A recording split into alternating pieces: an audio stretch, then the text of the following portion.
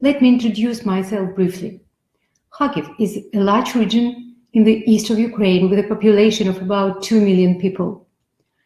Our hospital has a regional perinatal center for more than 2,000 births per year and a regional center of women's health where more than 2,000 gynecological interventions performed per year. For more than 20 years in the diagnostic center of the Kharkiv Regional Clinical Hospital, I've been having the opportunity to gain professional experience. So, fetal cardiomyopathies, they mean abnormal structure and function of the myocardium. This is a heterogeneous group of anomalies. There is no universal classification of CMP. There are different approaches to their classification. The most common, basic one, distinguishes three main types of cardiomyopathies: dilated, hypertrophic, and restrictive. This is the example of another classification with a separate class of non-compacted myocardium. Some extended classifications contain several additional subtypes, for example, obliterative lesion or fibroelastosis. One of the main classifications divides myocardial anomalies into primary and secondary types. In some publications, CMP is called a rare disease, meaning the primary form, a severe defect, often with a poor prognosis. Primary cardiomyopathies implies the absence of structural defects in the heart. Secondary myopathy are not so rare. They may or may not be combined with congenital heart disease. They are formed in different pathological conditions of the fetus. This is the list of reasons for the development of secondary myocardiopathy in the fetus. One day, a colleague of mine, a pediatric cardiac surgeon, told his wife when she was pregnant, "The essential thing for our baby," he said, "is to have 4 chambers in the heart. We will be able to sew and fix the rest." I would add that normal myocardium is also extremely important. This topic is perinatally significant and insufficiently covered in the literature. About statistics. In the 90s, myocardiopathy accounted for 1% of cardiovascular diseases, with mortality reaching 90%. Since the beginning of the millennium, diagnostics have progressed and statistics have changed. The number of reports of surviving children has increased. Antenatal diagnosis of less severe cases of secondary CMP has improved. According to some reports, the mortality rate in CMP reaches 50%, although the outcome is difficult to predict and sometimes it can be favorable. Initially, an ultrasound assessment of the myocardium is a simple, direct visualization of the walls of the ventricles and septum with an assessment of cardiothoracic ratio, the shape of chambers and thickness of the wall with estimation by Z-score. When scanning the fetal heart, we sometimes notice its abnormal wall or unusual shape. In such case, it is important to answer the questions: how to describe this finding, how to share the impression from prenatal image, and how to inform OB/GYN, perinatologists, patients about perinatal risk level. Besides, we use additional approaches: estimation of myocardial deformation, echocardiography with an assessment of systolic and diastolic function, myocardial performance index or TI index, which has, by the way, a limited predictive value. The cardiovascular profile score is a complex reflection of fetal heart function. This ultrasound system includes such parameters as fetal height drops, cardiothoracic ratio, umbilical artery, umbilical vein and ductus venosus Doppler, and atrioventricular flow. The maximum score is 10, and each ultrasound abnormality lowers the profile score by 1 or 2 points. According to some studies, this tool is useful, and pregnancy with score below 7 is less likely to survive. I would say that this tool is underrated for predicting of perinatal outcome in clinical practice. Let's start with hypertrophic fetal cardiomyopathy. It is a large heterogeneous group of anomalies. They can develop in a concentric or eccentric pattern. Their progress may be accompanied by obstruction of the heart chambers or outflow tracts. The most common causes of myocardial hypertrophy are twin-to-twin transfusion, diabetes, or infection and carditis. Considering of fetal myocardial hypertrophy, we more often mean concentric type of the lesion. This fetus has a remarkably thick interventricular septum. Primary hypertrophic cardiomyopathy. It is rare. It can be either idiopathic or associated with storage diseases, Noonan syndrome. Their clinical features are variable, from no symptoms to sudden death. They can be obstructive, and ventricular septal myectomy is a treatment option, have been described in recent papers. This was a case of idiopathic myocardial hypertrophy, and this newborn had no symptoms. This case is quite unusual. Abnormal left ventricle myocardium immediately attracts attention. The wall chamber consists of 2 congruent layers. There are no other abnormalities in this fetus.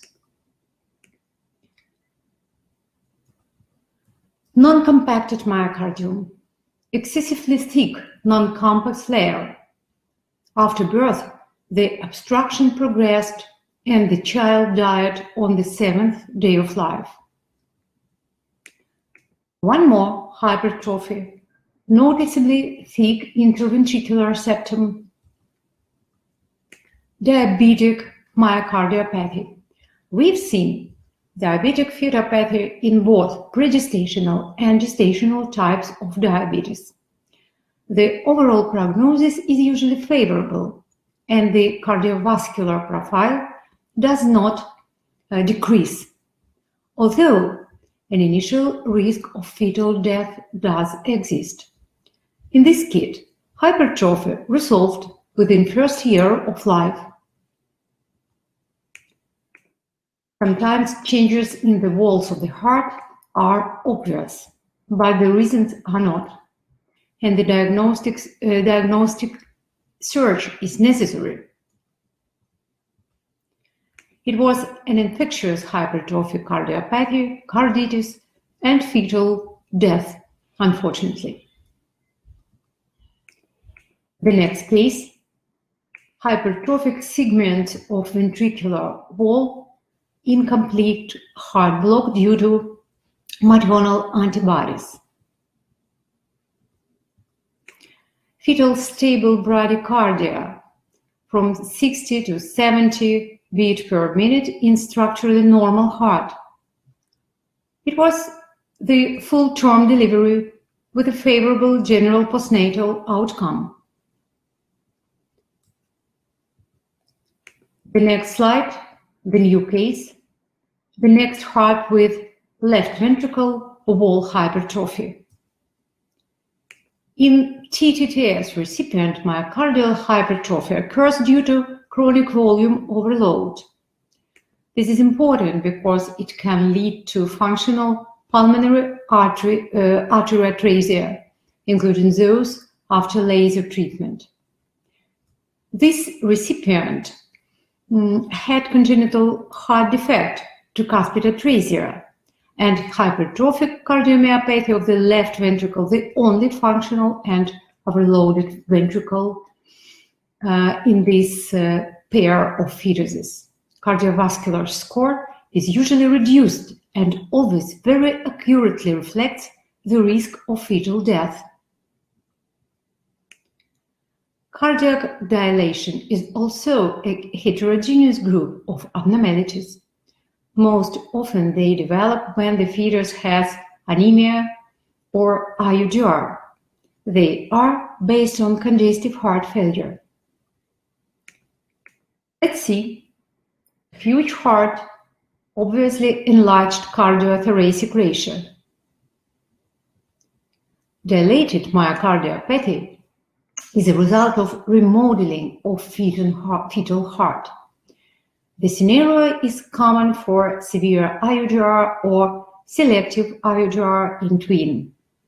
The globular cardiophenotype has long-term consequences in postnatal life, as recent researchers have shown.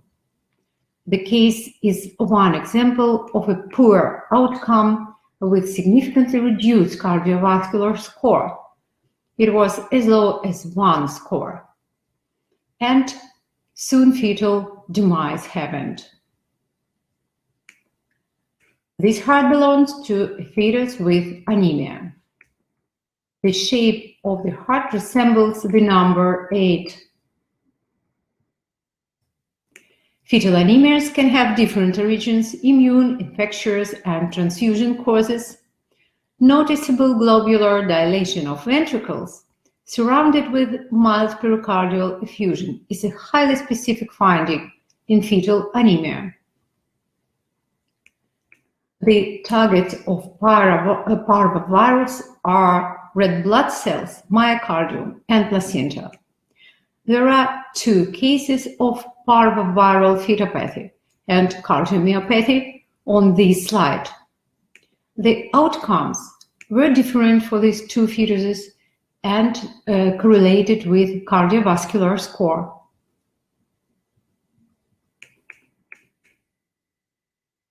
Endocardial fibroelastosis and restrictive CMP. Easily recognizable finding, luminous endomyocardium. Fibroelastosis is the cause of restrictive myocardial dysfunction. It is rarely primary and isolated, more common against the background of aortic anomalies, recognizable by direct ultrasound imaging of the heart. A mixed phenotype or eccentric hypertrophy, dilated plus hypertrophic. It was a frequent prenatal ultrasound variant in our series. Huge dilated and hypertrophied heart. This is an example of secondary cardiomyopathy associated with brain vascular malformation and high cardiac output. In the presented case of aneurysm of vein of Galen, fetal heart was overweighted and equal to the heart of 3-year-old kid. Severe dysfunction, cardiovascular score of 2, and poor perinatal result, unfortunately. Myopathy of a mixed type can form early, for example, as early at 14 gestational weeks, with early placental dysfunction and very early IUDR. In this heart, not only the atrial septum matters, but also hypertrophied walls and dilated chambers. The restrictive foramen oval has a different prognosis. In this fetus with complex congenital heart disease, the cardiovascular score remained stable for 3 weeks. Caesarean section was performed at 37 weeks. The child was operated later on.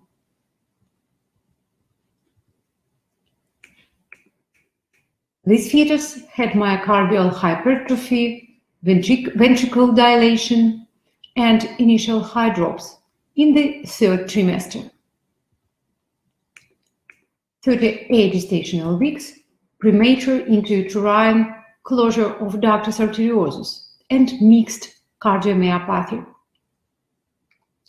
At full term, with such a decreased cardiovascular score, delivery is indicated and can save fetal life. And one more case, severe myocardial changes and good outcome. Cardiovascular profile of this fetus was as low as 1 score. Ductus arteriosus in utero closure is a condition threatening for fetal life. A noticeable change in the heart wall allows us to quickly read the anomaly, and the scale allows to stratify the risk level. In full term, further monitoring is not indicated. Waiting is not justified, and smart solution lead to an excellent result with favorable outcome. In our center, we have studied the outcomes of 76 CMP cases over 10 years. 3 of these cases were primary and the rest were secondary. The reasons were different, and the incidence of adverse perinatal outcomes reached 37%. To briefly summarize the single-center experience of perinatal cardiomyopathy, I would highlight several points. So, fetal CMP are difficult to classify, difficult to verify, difficult to measure. Their mixed phenotypes are common. Cardiomyopathy type does not strictly determine the development of heart failure and the outcome. T index is limited and difficult to reproduce, as well as myocardial measurements with Z-score. And direct subjective visualization of abnormal myocardium seems to be effective. Primary hypertrophic cardiomyopathy is a rare entity, which might have good perinatal prognosis. Not compacted myocardium is very rare, but possible in fetal life and life-threatening for newborn. In some secondary cardiomyopathy, TTTS, restrictive ductus arteriosus or foramen oval, infections, and IUDR, cardiovascular score is a useful and underestimated tool to stratify the perinatal risk and to inform perinatologists, obstetricians, and patients. Unfortunately, not all perinatologists and perinatal cardiologists are well aware of some secondary types of CMP, as well as about cardiovascular scoring system. Speckle tracing technologies are essentially promising for the clinical monitoring of cardiac dysfunction in hypertrophic cardiomyopathy. Multi-center, probably randomized trials are required to select tactics depending on cardiovascular score in fetus with cardiomyopathy. This slide is final. I'd like wish you all the best. Let your fetuses and kids keep smiling. Thank you for your attention.